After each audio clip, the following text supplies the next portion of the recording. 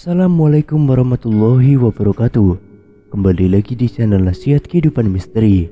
Pada video kali ini saya akan membahas tentang sosok perempuan di balik Candi Borobudur dan Prambanan. Pramutyawardhani adalah putri mahkota Wangsa Sailendra yang menjadi permaisuri Rakai Pikatan, Raja ke-6 Kerajaan Medang periode Jawa Tengah sekitar tahun 840. Nama Pramutyawardhani ditemukan dalam prasasti Kayum Wuan tanggal 26 Maret 824 sebagai putri Maharaja Samaratungga. Menurut prasasti itu, ia meresmikan sebuah bangunan Jinalaya bertingkat-tingkat yang sangat indah. Bangunan ini umumnya ditafsirkan sebagai Candi Borobudur. Sementara itu, prasasti Tritepusan tanggal 11 November 842 menyebutkan adanya tokoh bergelar Sri Kahulunan yang membebas pajakan beberapa desa agar penduduknya ikut serta merawat Kamulan Bumi Sambara atau nama asli Candi Borobudur. Sejarawan Dr. D. Kasparis menafsirkan istilah Sri Kahulunan dengan permaisuri, yaitu Pramutyawardhani, karena pada saat itu Rakai Pikatan diperkirakan sudah menjadi raja. Pendapat lain dikemukakan oleh Drs. Bukhari yang menafsirkan Sri Kahulunan sebagai Ibu Suri. Misalnya dalam Mahabharata, tokoh Yudhistira memanggil ibunya yaitu Kunti dengan sebutan Sri Kahulunan. Jadi menurut versi ini, tokoh Sri Kahulunan bukan Pramutyawardhani, melainkan ibunya yaitu istri Samaratungga. Rakai Pikatan adalah Raja ke-6 Kerajaan Medang menurut prasasti Matyasi.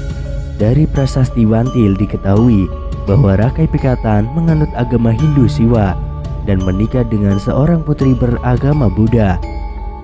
Mayoritas sejarawan sepakat bahwa putri tersebut adalah Pramutyawardhani.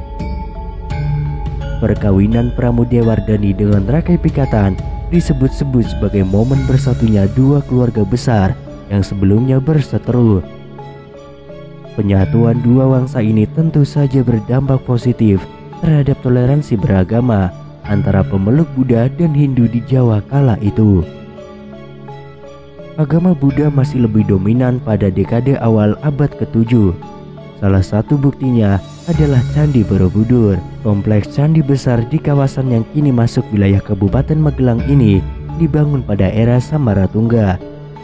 Namun yang meresmikan Borobudur adalah putrinya, Pramutyawardhani, pada tahun 824 Masehi.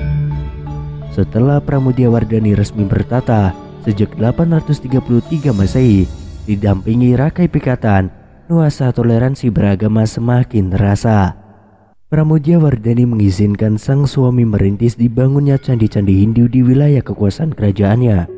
Begitupun sebaliknya, Rakai Pikatan tidak segan-segan membantu pendirian candi-candi umat Buddha.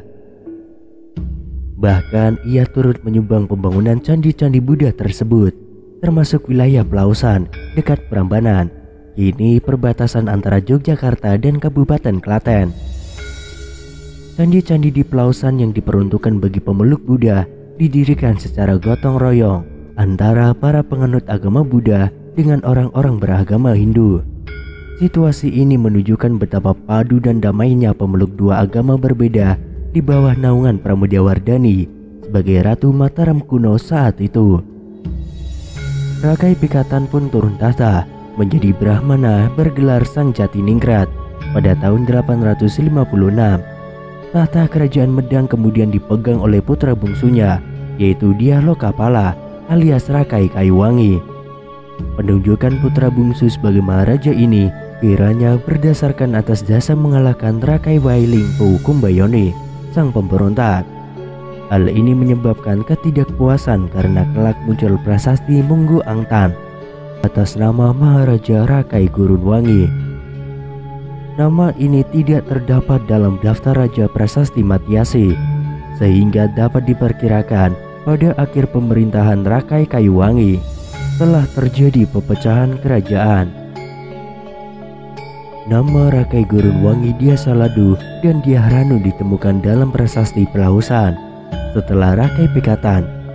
Mungkin mereka adalah anak Rakai Pikatan atau mungkin juga hubungan antara Dyah Ranu dan Dyah Seladu adalah suami istri.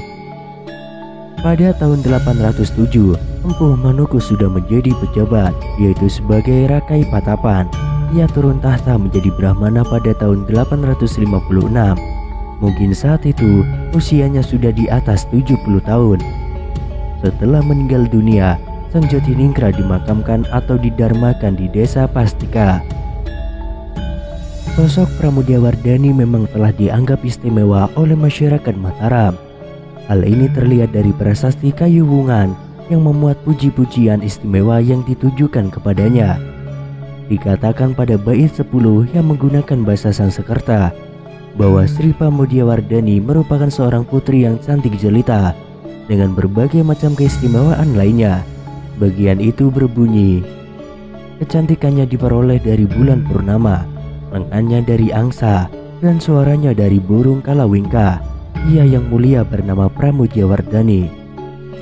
Keistimewaan Pramudiawardhani bukan hanya karena kecantikannya, suaranya yang merdu, dan kemolekan tubuhnya, melainkan juga karena jasa-jasa membangun candi bersama-sama ayahnya, Samaratungga.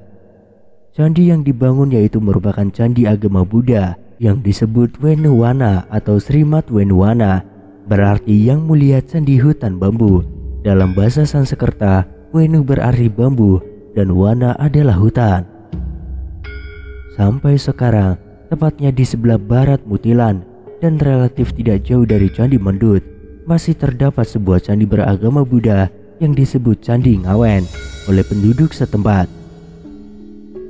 Candi Ngawen ini terkenal dengan arca singa yang menopang setiap sudut bagian kaki candi. Secara etimologi, perkataan Ngawen berasal dari Awi yang berarti bambu, yang kemudian mendapat ibuan An.